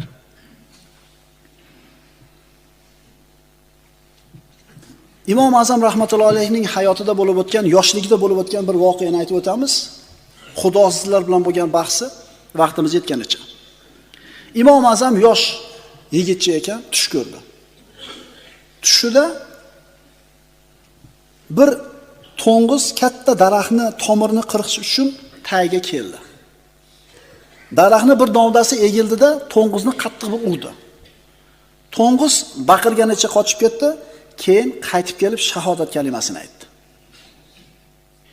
Yosh Imom Azam uyg'ondida shuni ta'birini so'rash uchun ustozi Hammodning oldiga bordi. Borsa ustozi mahzun, g'amga kirgan, o'ylanib o'tiribdi. Abu Hanifa unga sizga nima bo'ldi, ustoz? Hammod aytadi. Xalifaning oldiga bir to'p xudosizlar kelishib, bu koinotni yaratuvchisi yo'q, koinot o'z-o'zidan bor bo'lgan deb bahslashgani ketdi. Zamonlarda eng bilimdon odamini chaqiringlar deb keldi. Endi meni chaqiribdi. Shunga endi deydi o'ylanib o'tiribman deydi. Shunda Abu Hanifa aytdi, men tushundim endi tushimni ta'birini dedi. Ular bilan bahs qilgani menga ruxsat bering. Agar yengib qo'ysam, ha bu shogirdini yenga olmadinglar, ustozi bilan qanday gaplashasizlar deyshadi. Agar yengilib qolsam, men yosh bolada deb qo'yishadi dedi. Ustozi ko'ndi. Va'dalashilgan kunda yosh Imom Azam, yosh yigit bu xudosizlarni ro'parasida qoyim bo'ldi. Ular aytishdi: "Sen bizga savollarimizga javob ber, oyat, hadis ishlatma." Chunki kofir bo'lgandan keyin oyatga ham, hadisga ham iymon keltirmaydi. Aqlga to'g'ri keladigan narsalar bilan javob ber dedi. Mantiqqa to'g'ri kelsin dedi. Savollari. Birinchisi: Seni Robbing qaysi yilda tug'ilgan? Seni Robbing qaysi yilda paydo bo'lgan? Robbingdan avval hech kim bo'lmaganini isbot qilib ber. Robbingning zoti qanday? U tutun yoki bulutga o'xshagan gazsimonmi? Yoki suv kabi oqib turuvchimi? Robbingning makoni qayerda? Robbingning yuzi qaysi tarafga qaragan? Agar ishlar hammasi avvaldan taqdir qilib qo'yilgan bo'lsa, Robbing nima bilan band? Nima ozaymasdan faqat ko'payadi? Sizlar musulmon aytasizlar, biz jannatga kiramiz, jannatda abadiy bo'lamiz. Qanday qilib aqlga sig'adi? Qanday abadiy bo'lishi mumkin? Keyingi savoli: agar Robbing bor bo'lsa, uni menga ko'rsat. Keyingi savoli: shayton olovdan yaralgan. Qanday qilib olovdan yaralganni yana olov bilan azoblash mumkin? Do'zaxga solib. Oxirgi savoli: hamma ishlarni Alloh taqdir qilib qo'ygan bo'lsa, nima uchun bandalarni jazolaydi? Savollarga birin-ketin javoblar berila boshladi. Birinchi savol: seni Robbing qaysi yili tug'ilgan? Javob: Alloh tug'magan, tug'ilmagan, unga hech kim, hech narsa teng emas. Ikkinchisi: seni Robbing qaysi yili paydo bo'lgan? Javob: Alloh zamonlar va vaqtlardan avval bor edi, undan avval hech kim va hech narsa bo'lgan emas. Robbingdan avval hech kim bo'lmaganligini isbotlab ber. Robbingdan avval hech kim bo'lmaganligini isbotlab ber. Avval nimadir bo'lish kerak baribir. Imom ularga raqamlardan 3, undan oldin nechi keladi dedi. Ular 2 deyishdi. 2 dan avval nechi bo'ladi? 1 deyishdi. 1 dan avval nechi bor dedi. Ular hech narsa yo'q deyishdi. Demak, raqamlarning avvalgisi 1 bo'ladigan bo'lsa, undan avval hech narsa bo'lishi mumkin bo'lmasa, demak, haqiqiy yagona bir bo'lgan Allohdan avval bir narsa bo'lishi mumkin emas-ku. Demak, Allohdan avval biror narsa bo'lishi mumkin emasligi aqlga to'g'ri keladimi? To'g'ri keladi. 4-inchisi: Robbingning zoti qanday? Bulut tutunga o'xshagan gazsimonmi, oqib turadigan suvga o'xshagan suyuqmi yoki bir qattiqmi toshga o'xshagan? Zoti qanday? Imom ularga shunday javob berdi: vafot qilayotgan odamni oldida o'tirganmisizlar dedi. Ular ha deyishdi. Qarab turdinglar, vafot qildi. Harakatlari to'xtadi. Nafasi to'xtadi, ovozi to'xtadi. Ha. Nima o'zgardi undan dedi. Undan ruh chiqib ketdi deyishdi. Shu yerda o'tiruvdinglarmi dedi. Ha deyishdi. Ruhni ko'rdinglarmi dedi. Gazsimonmidi u? Suyuqmidi yoki qattiqmidi dedi. Ko'zi ko'rmasanglar yo'q degani emas-da. Demak, chiqib ketgan narsa chiqib ketdi, tana harakatsiz qoldi. Sizlar menga ruhni qanaqaligini aytib beringlar. Bu javobdan ham qanoatlanishdi. Robbingning yuzi qaysi tarafga qarab turibdi hozir? Robbingning yuzi qaysi tomonga qaragan? Imom bu savolda javobi ikki qismli dedi. Birinchisi, qop-qorong'u xonani o'rtasiga sham yoqqanmisizlar dedi. Ular ha deyishdi. Shamni yoqqaninglarda yorug'ligi qaysi tomonga qaradi dedi. Har tarafga dedi. Robbimning yuzi ham shunday dedi. Bir chinaga sutni qo'ysanglar dedi. Shu sutning ichida yog' bormi dedi. Ular ha deyishdi. Qayerida? Hamma yo'qida dedi. Laysa kamithlihi shay'un wa huwa sam. Alloh taolaga biror narsa o'xshamaydi, lekin bularning aqli qanoatlanadigan misolni tushuntirib berdi. 6-savol. Agar ishlarni hammasi avvaldan taqdir qilib qo'yilgan bo'lsa, Robbing hozir qilayotgan ishi nima? Hamma ishlar Robbimning qo'lida. O'zi boshlab, o'zi tugatadi. Xorni aziz qiladi, azizni xor qiladi. Faqirni boy qiladi, boyni faqir qiladi. Kasalni sog' qiladi, sog'ni kasal qiladi. Keyingi savol. Nima ozaymasdan faqat ko'payadi? Kamaymasdan faqat ziyoda bo'ladigan narsa bu ilm. 8-savoli. Sizlar biz jannatga kiramiz, u yerda abadiy bo'lamiz. Abadiylik qanday qilib aqlga sig'adi? Har qanday narsani boshlanishi bo'ldimi? Oxiri ham bo'lishligi kerak. Abadiylikni nima bilan tushuntirib berasan? Imom ularga aytdi, raqamlarning birinchisi qaysi dedi. Ular 1 deyishdi. Undan keyingisi qaysi? 2 deyishdi. Oxirgisi-chi dedi.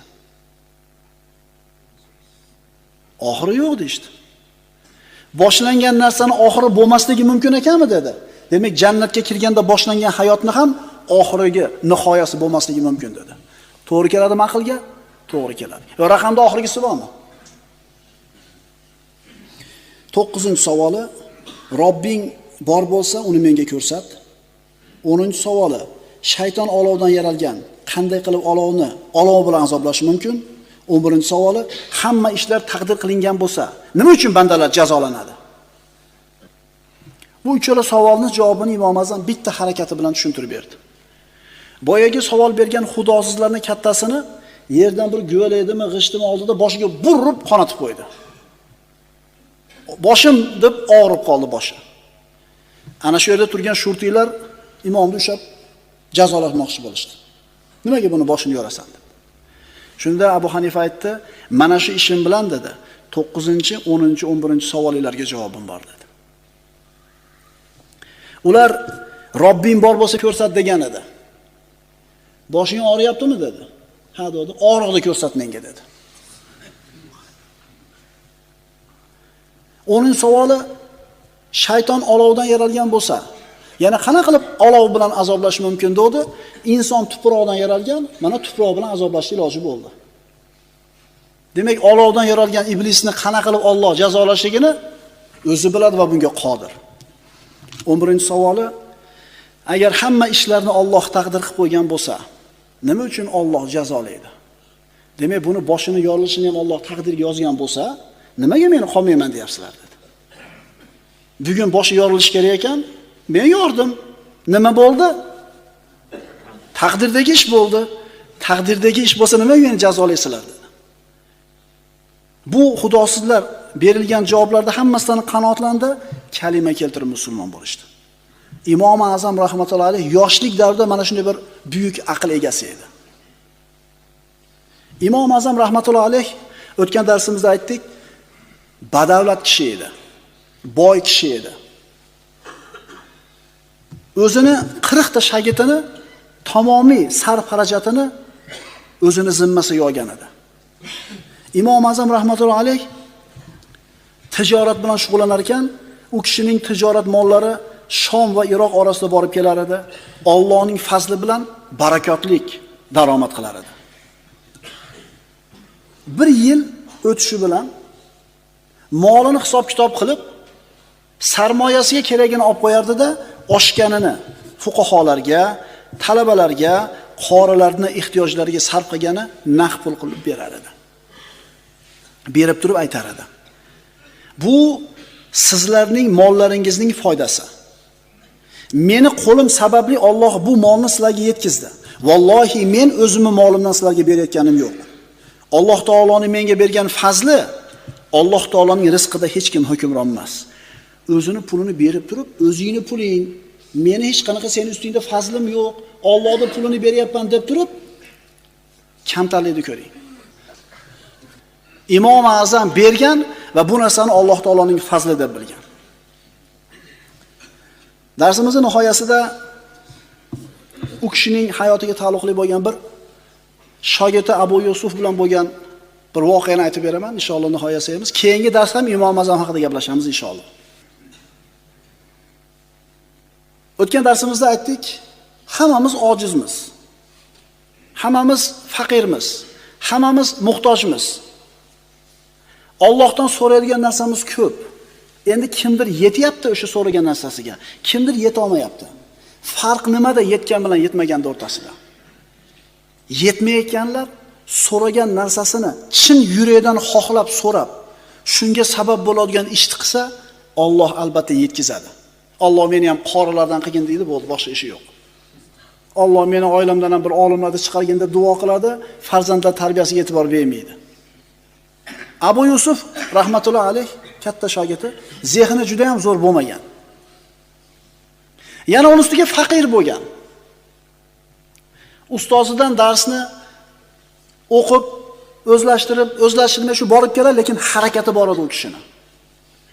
Alloh taolo ochgan keyin u kishiga. Yoshi kattayib qolgandan keyin Abu Yusuf otasi aytadi, o'g'lim, birodarlaringni otalari bir davlatmand odamlar, ular bolalarini o'qitishlikka imkoniyati bor. Endi tirikchiligimiz qiyin bo'lib qoldi. Shu o'qishingni qo'ysangda, menga tirikchilikka yordam bersang, deb bolasiga shu gapni aytadi. Imom Azam bu narsadan xabar topgandan keyin Abu Yusufning uyiga boradi. Otasi bilan kuniga ma'lum bir miqdordagi pul berishlik evaziga bolasini kunini sotib oladi.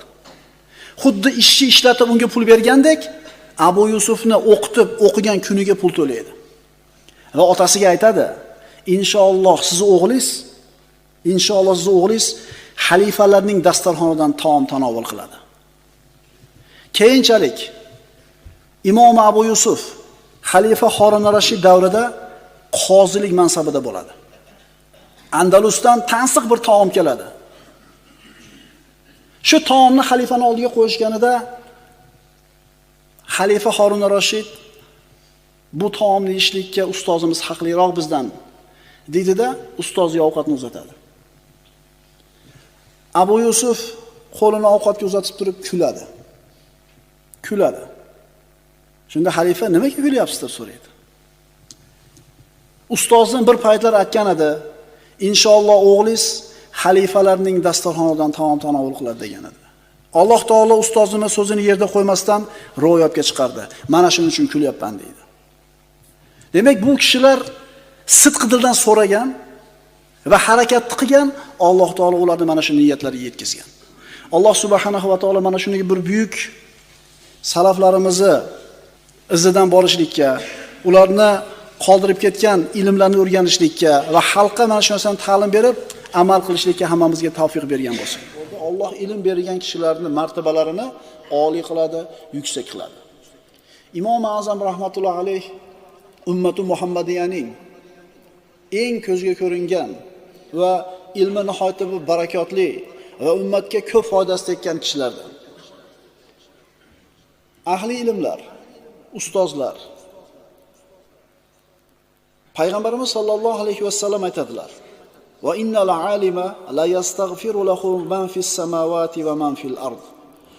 Albatta olim uchun osmondagilar va yerdagilar istig'for aytadilar. Hatto suvdagi baliqlar va o'zining kavagida turgan chumolilar ham istig'for aytadi. Kimga? Olimlarga. Albatta ulamolar anbiyolarning vorislaridir. Albatta anbiyolar dinor va dirhamni meros qoldirmagan, ular ilmni meros qoldirgan. Kim mana shu anbiyolardan qolgan ilm, ma'rifatni meros qilib olgan bo'lsa, juda katta bir ulushga ega bo'lgan bo'ldi. Biz siz bilan mana 2 darsdan beri ummati Muhammadiyaning eng ulug' kishilaridan bo'lgan, tobiinlardan bo'lgan Abu Hanifa rahmatullohi alayh haqida dars olib boryapmiz. Abu Hanifa rahmatullohi alayh Banu Umayya asrining oxirlari va Banu Abbos asrining avvalida umr kechirdi. Bu davrda yashagan olimlarni tirikchiligi nihoyatda bir keng, qulay, oson bo'lgan. Chunki u davrda yashaydigan amirlar, xalifalar va ahli davlat kishilar mana shunday bir ilm peshvolari bo'lgan odamlarni kami-ketiklarini o'z zimmasiga olgan edi. Ularning rizqlari keng edi, bemalol edi. Shunday bir asr ediki, ilmga odamlar homiylik qilgan edi. Ammo Imom Azam rahmatullohi alayh mana shu sultonlar, amirlardan keladigan narsadan o'zini ehtiyot qilar edi. O'zini nafsini, ilmini ulardan keladigan narsadan ehtiyot qilardiki, tirikchiligini, tijoratini o'zi mustaqil qilar edi.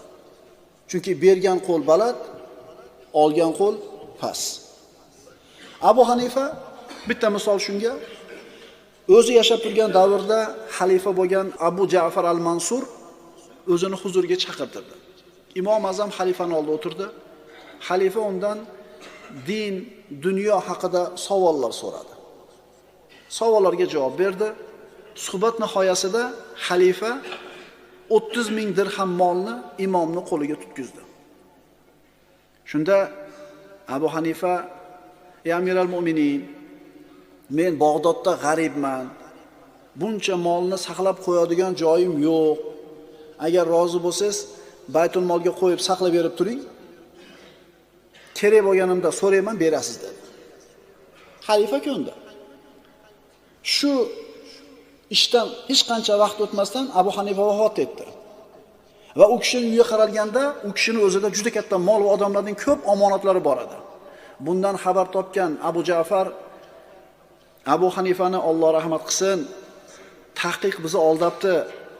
Biz bergan molni olmasdan lutf bilan, hikmat bilan qaytaribdi dedi. Bundan ajablanishingda hojati yo'qki, Imom Abu Hanifa kishi o'zini mehnati bilan topib yegan rizqini eng to'g'ri rizq deb ishonadiganlardan edi. Ya'ni bu ilmni, bu ta'limni tirikchilik manbai qilib olmagan edi. Abu Hanifa tijoratchi kishi edi. Qo'lida dunyosi katta edi. Qachon oilasiga biror bir infoq ihson qilsa, shu infoq ihson qilganchalik mablag'ni kambag'al becholarga ham tarqatar edi. Qachon o'zining ustiga biror bir libos olib kiysa, ana shu libosning miqdorichalik mablag'ni kambag'al bechoralarga kiyim qilib tarqatar edi. Diqqat qilinglar. Davlatman odam, ya'ni ilmli ham bo'lsa, qayerga sarf qilishni boshqalardan yaxshiroq ham bilar ekan ko'ring. Abu Hanifa rahmatullohi alayh u kishi Imom Malik huzurida bir suhbatda bo'ldi. Imom Malikning atrofida bir qancha odamlar bor edi. Abu Hanifa bu majlisga kirib keldi.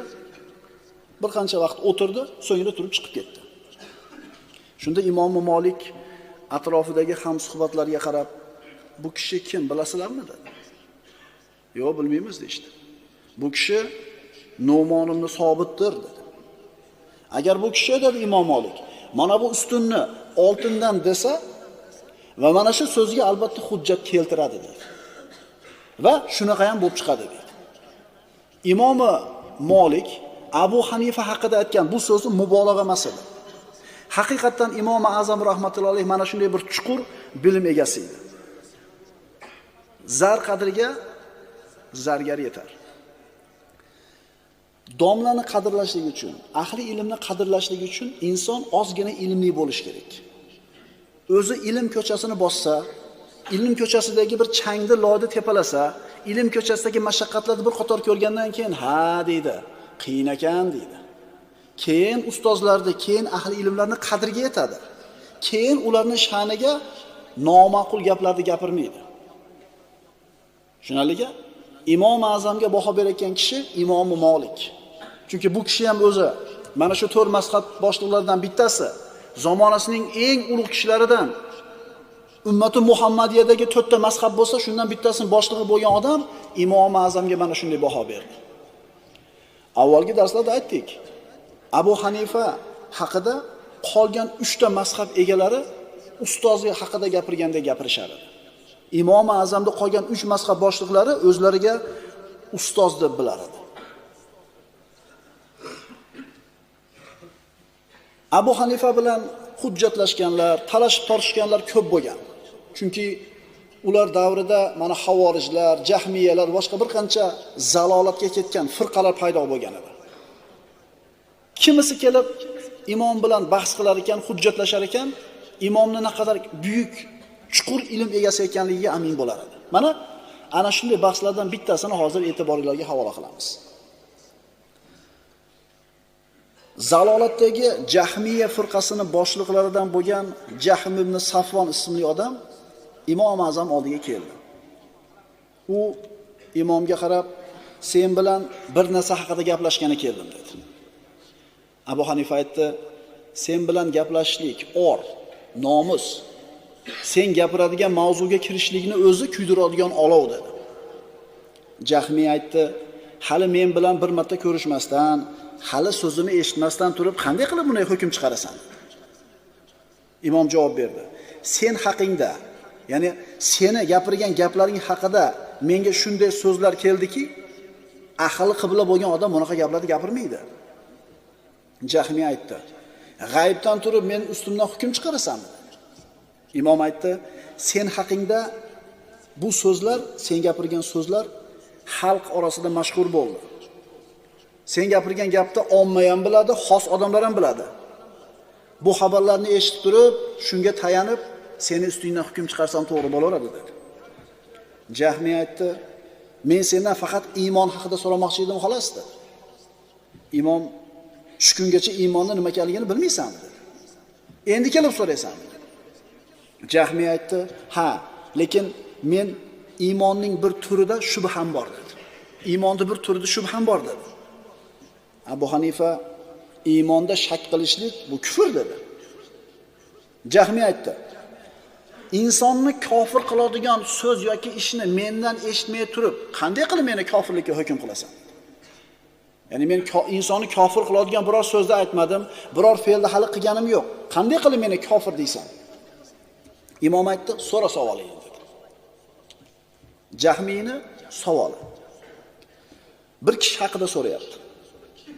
Allohni qalbi bilan tanigan, uning sherigi yo'q, yolg'iz ekanini, uning tengi yo'q ekanini bilgan, uni sifatlari bilan tanigan, unga o'xshash biror narsa yo'q ekanini bilgan, ammo bu narsani tili bilan aytmagan odam vafot etsa, musulmon bo'lib vafot etgan bo'ladimi yoki kofir bo'libmi? Tushunarliga? Allohni tanidi qalbi bilan, sifatlari bilan tanidi, qalbi qanoatlandi, ammo tili bilan shahodat kalimasini aytmadi. Imom Azam agar qalbi bilan tanib, uni tili bilan aytishlikka to'sqinlik qiladigan biron to'siq bo'lmay turib, tili bilan aytmasa, u kofir holda o'ladi, jahannam ahlidan bo'ladi. Qalbi bilan ishonsa-yu, lekin tili bilan nutq qilmasa, tili bilan aytishlikka birorta bir moni yo'q, xatar yo'q, to'siq yo'q. Tili bilan aytishlik ixtiyorida bo'lib turib, agar aytmaydigan bo'lsa, bu odam musulmon emas dedi. Jahmiy aytdi, "Nimaga kofir bo'ladi? Axir u qalbi bilan Allohni tanidi-yu. Haq tanishlik bilan Allohni tanidi-yu. Nimaga kofir bo'ladi?" Abu Hanifani javobi: "Agar sen Qur'onga iymon keltirgan bo'lsang va Qur'onni o'zingga hujjat deb bilsang, Qur'on bilan gapiraman. Agar sen Qur'onga iymon keltirmasang, Qur'onni o'zingga hujjat deb bilmasang, kofirga gapiradigan gap bilan senga javob beraman" dedi. Jahmiy aytdi, "Qur'onni o'zimga men hujjat deb bilaman, Qur'onga iymon keltiraman" dedi. Endi Imom Azam unga Qur'on oyatlari bilan gapini isbotlab beradi. Agar yo'q, Qur'onni tan olmayman deganida kofirga gapirganda muomala qilinadi. Shuning uchun ro'paramizda bir bahs qiladigan odamga beriladigan savollar bo'ladiki, agar sen chiziqda bu yoqda turgan bo'lsang, boshqacha gap bor senga. Chiziqda bu yoqda tursang, boshqacha gap bor senga. Ya'ni aniqlab olishlik kerak ekan. Bu Jahmiy aytdi, Qur'onni men iymon keltiraman Allohning so'zi ekanligiga va o'zimga hujjat deb bilaman dedi. Abu Hanifa aytdi. Iymon komil bo'lishligi uchun ikkita a'zo qatnashishi kerak. Qalb va til. Inson qalbi bilan ishonishi kerak va tili bilan tasdiq qilib iqror bo'lishligi kerak. Faqat qalbida bo'lib turib, tili bilan aytmaydigan bo'lsa, bu iymoni komil iymon bo'lmaydi.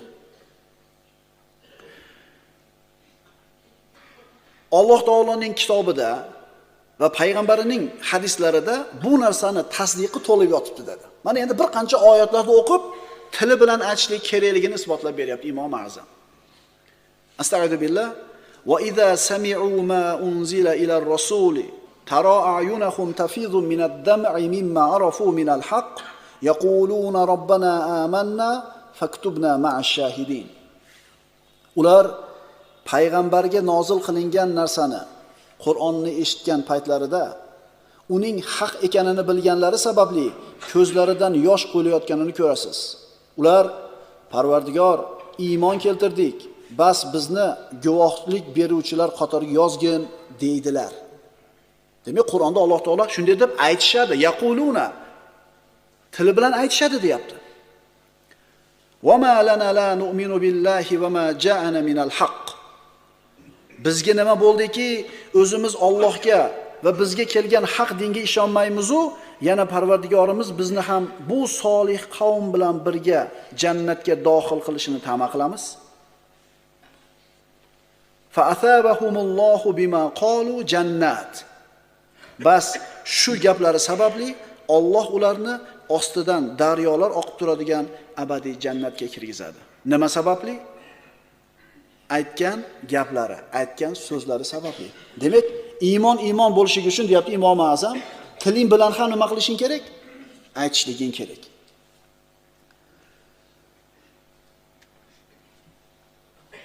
Abu Hanifa davom etdi. Ilm va tanishlik bilan kifoyalanmasdan Alloh gapirishga ham, aytishga ham buyurdi. Payg'ambarimiz aytganlar: "Ya ayyuhannas, qulu la ilaha illalloh tuflihu." Payg'ambarimiz ham aytgan, "Ey odamlar, la ilaha illalloh deylar, najotga yetishasizlar." Payg'ambarimiz nima deyapti? La ilaha illalloh deylar deydi. Boshqa hadisda aytadilar payg'ambarimiz, la ilaha illalloh degan odam jahannamdan albatta chiqadi. Chunki mo'min odamning gunohlari ko'payib ketadigan bo'lsa, albatta jahannamga tushadi. Va mana shu joyda qalbida zarracha iymoni bor odam, mana shu shahodat kalimasini qalbi bilan ishonib, tili bilan tasdiqlagan bo'lsa, jahannamdan chiqadi. Shart nima bo'lyapti yana? Til bilan aytishlik. Endi inson qalbi bilan ishonsa, tili bilan aytmasa-chi? Imom Azam u kishiga yana bir hujjat keltiryapti. Va jahadu biha wastayqanatha anfusuhum. Va o'zlari aniq bilgan hollarida zulm va kibr qilib, u mo'jizalarni inkor etdilar. Shu sababli kofir bo'lishaverdi. E'tibor bering. Payg'ambarni mo'jizasini ko'rgandan keyin kofirlar payg'ambarligini bilishdi, tushunishdi, ammo tili bilan mana shu kalimani aytishmadi, musulmon bo'lishlik kalimasini. Qalbi bilan tanishligi musulmon qilmadi bularni, ammo tili bilan aytmasligi kofir qildi. Jahmiyning savoli qanaqa edi? Tili bilan aytmasa ham bo'laradimi degan savolga bir qancha oyat va hadislar bilan Imom Azam javob berdi. Shu tariqa Imom Azam bu Jahmiyga goh oyat bilan, goh hadis bilan birin-ketin hujjatni keltiraverdi. Jahmiyning yuzida ojizlik, bilimsizlik, mag'lubiyat alomatlari ko'rina boshladi. Ya'ni o'zini noto'g'ri ekanligini tushundi. So'ngra aytdiki, sen unutgan narsalarimni esga solib qo'yding dedi. Yana bir oldinga qaytib kelaman deb ketdi, lekin qaytib kelmadi. Demak, Imom Azam rahmatullohi alayh mana shunday bir firqa vakillari kelib, o'zlarini botil aqidalarini, botil tushunchalarini odamlar orasida yaymoqchi bo'lgan paytda bu odamlar qalqon bo'lib turib bergan bu ummat uchun. Hozirda ham atrofimizga qarasangiz, islom va musulmonlar nomidan gapirib turib, umuman kufrga olib chiqib ketayotgan firqalar, toifalar bor. Mana shunday toifalarni oldida hujjat dalil keltirib turadigan ustozlar, ahli ilmlar bo'lmasa, xalqni holiga voy. Qur'oni bilan kelyapti o'zini. Alohida chop qilingan Qur'onlari bor. Chiroyli bir targ'ibotlari bor. Bilmagan odam Qur'on ekan deb yetib ketaveryapti, kofir bo'lib ketyapti. Ummati Muhammaddan chiqib ketyapti. Muhammad payg'ambar oxirgisi degan joyga bitta vergul qo'yib turib, mana odam ham payg'ambar undan keyin kelgan, bundan keyin kelgan nabiy deb erishib ketyapti. Eshityapsizlar. Demak, Imom Azam mana shunday bir firqalar chiqqan paytda ummatga qalqon bo'lib turib bergan kishilardan.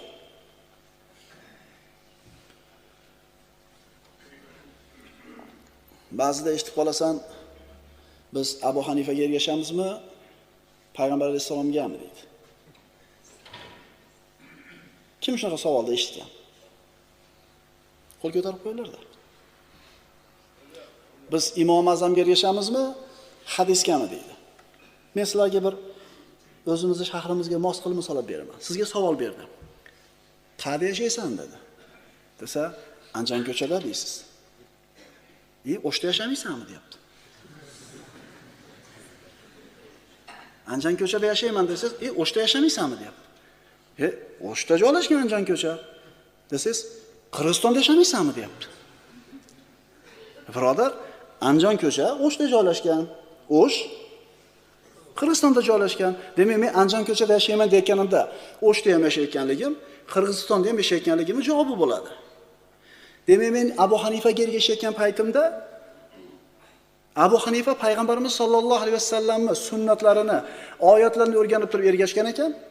Men Imom Azamga ergashishlik bilan payg'ambar sollallohu alayhi vasallamga ergashyapman. Payg'ambar alayhisalomning sunnatini tushunishlikda biz bilimdonroqmizmi? 21-asr vakillari yoki Imom Azammi? Kitobga, sunnatga ergashishlikda eng zo'r yo'li mazhab, birodarlar. 1000 yildan ortiq muddat yashab o'tgan olimlar hammasi mazhab bilan kelgan. Hech qaysi mazhab kerak emas degan emas, birodarlar. Mabodo ichimizda shu fikrda ikkilanayotgan ukalar bo'lsa, yaxshilab tushunib olinglar. O'sha mazhab kerak emas degan ukalarimiz ham, birodarlarimiz ham o'qiyotgan namozini kimdan o'rgangan desangiz, o'sha mazhab orqali namoz o'qiyotgan odamdan o'rgangan. Rozimisizlar? Namoz haqida yozilgan kitoblarda hammasini qarasangiz, bu arab tilida bo'ladimi, kiril harfida bo'ladimi, ana shu mazhab kitoblaridan tarjima qilingan. Yo o'zi bir ijtihod qilib namozni bir hujjat dalilni o'rganib, alohida yo'l bilan o'rganib chiqdimi? Akalar, mazhab kerak. Mazhab kerak. Ustozlar aytgandek, bu bir cho'qqiga chiqishlikning misoli bo'lsa, ana shu to'rtta mazhab boshliqlari hayotini sarflab mana shu cho'qqiga chiqishlikning eng oson yo'llarini ip osiladigan joyga ip ilib, tekislaydigan joyini tekislab, bir necha marta o'zi chiqib tushib, o'rgatib qo'ydi. O'sha tepaga chiqib tushyapti ibodatni qilib. Ummat sog' esalomon chiqib kelyapti. Tayyor yo'l turganda yana bir toifa odamlar chiqib qolyaptiki, biz o'zimiz chiqaramiz bu yo'lni deb turib, tayyor yo'lda qo'yib, o'zi bir yangitdan yo'l ochmoqchi bo'lyapti. Demak, siz bilan biz mazhabga ergashishlik deganda payg'ambar sollallohu alayhi vasallamga ergashishlikni tushunamiz. Kitobga ergashishlikni tushunamiz. Rozimisizlar? Demak, biz mazhabga ergashamiz ekanmi, payg'ambarimizga ergashamiz ekanmi? Qayerda yashaymiz ekanmiz? Bir aytadi, Nurdorda yashayman dedi, o'shu ham. Bir aytadi, Shayteva dedi, bir o'nadir dedi, o'shu ham. Shuning uchun tushunaylik nima deyotganimizni. Haligi navbatchi gaplarni yodlab oliblar, hali hammaga xilof qilsa bo'ldi-da, ajralib tursa bo'ldi-da, shu gapimiz bilan. Asosiysi shu. Ajibda, 1300 yildan beri odamlar shu tekis kelyapti shu yo'lda, yaqindan beri paydo bo'lib qoldi shu narsa.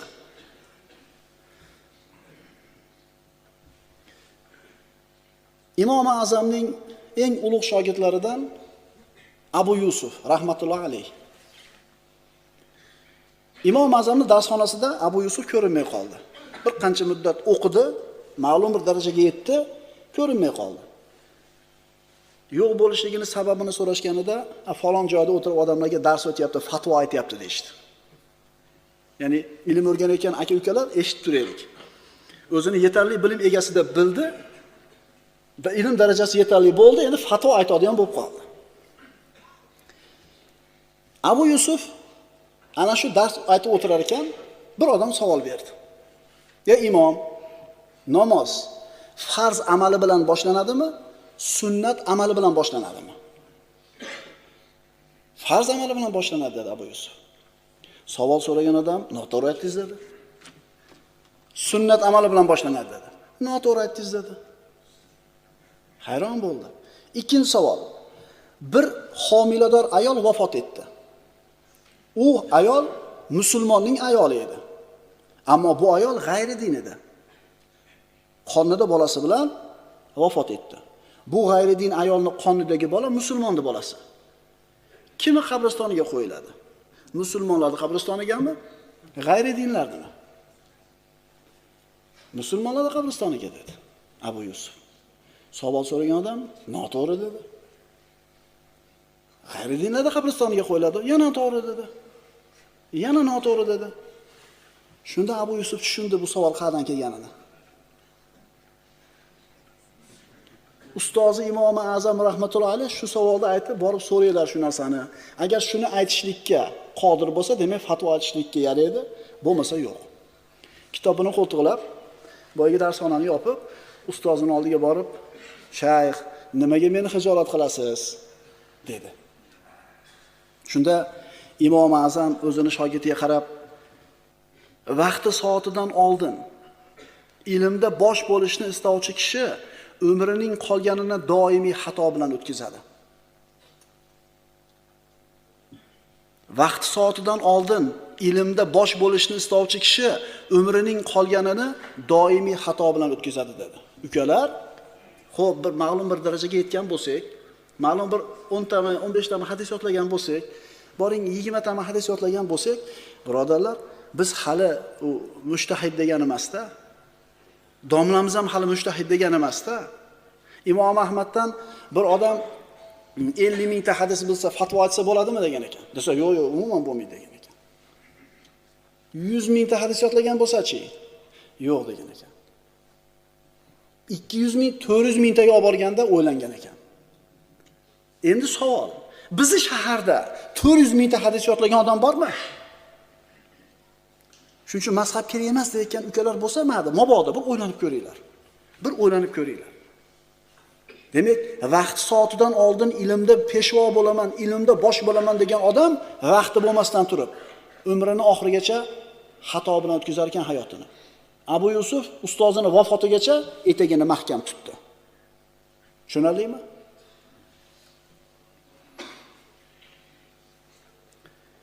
Ali ibn Abi Talib roziyallohu anhu ning nabirasi Muhammad ibn Ali ibn Husayn ibn Ali ibn Abi Talib.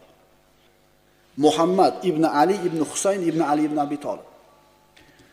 Imom Azam haqida ham o'zini zamonida odamlar bor edi, nojo'ya gaplarni gapiradigan. Muhammad ibn Aliga Imom Azam haqida nojo'ya gaplar kelgan edi. Imom Azam Makka ga borganida mana shu Imomi Boqir ham deyiladi. Imomi Boqir bilan uchrashdi. Mana shu Ali roziyallohu anhu chevarasi. Imom Azam bilan yo'liqdi-da, imomga qarab, "Bobomni dinini o'zini ra'yiga o'zgartirgan odam sizmisiz?" dedi. Ya'ni bobomni dinini o'zini ra'yi bilan o'zgartiradigan odam sizmisiz dedi. Shunda Imom Azam adab bilan so'radi. Imom Boqirdan. Islomda dedi, erkak zaifroqmi, ayol zaifroqmi dedi. Imom aytdi, Imom Boqir, ayol kishi zaif dedi. Imom Azam aytdi, agar men agar boboyingizni dinini men o'zimni ra'yim bilan o'zgartirganimda, merosni ko'prog'ini erkakka emas, ayolga bergan bo'lardim zaiflik uchun dedi. Ra'yga qaralsa, aqlga qaralsa, ayol kishiga ko'proq berishlik kerak, lekin payg'ambarimiz erkakka ikki qism beriladi, ayolga bir qism beriladi dedimi? Shunday qoldirdi. Agar men ra'yim bilan o'zgartirganimda ayolga ko'proq berardim dedi. Keyingi savoli. Imomi Boqirga Abu Hanifa savol beryapti. Najosatlikda bavul og'irroqmi, nutfami? Najosatda, nopoklikda bavul og'irroqmi, nutfami? Imom Boqir bavul og'irroq dedi.